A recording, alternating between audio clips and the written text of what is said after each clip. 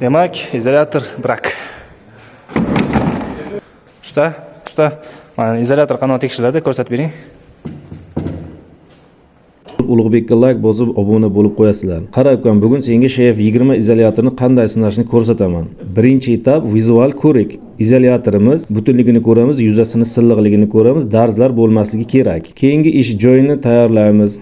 Izolyator temir ustunga o'rnatib, pastdan yerga ulaymiz. Ichkarida hech kim qolmaganini ishonch hosil qilib, sinovni boshlaymiz. Birinchi etap quruq sinov 1 daqiqa davomida 42 kilovolt kuchlanish beramiz. Bu yerda tekshiriladi chidash kuchlanishi va teshilish kuchlanishi. Ikkinchi etap sun'iy yomg'ir izolyatoriga suv sepamiz va xuddi shunday 1 daqiqa davomida 42 kilovolt kuchlanish beramiz. Sinovdan keyin izolyatorga ekspluatatsiyaga yaroqli yoki yaroqsiz deb xulosa beramiz. Mehnatimizga bitta like bosib qo'yasizlar.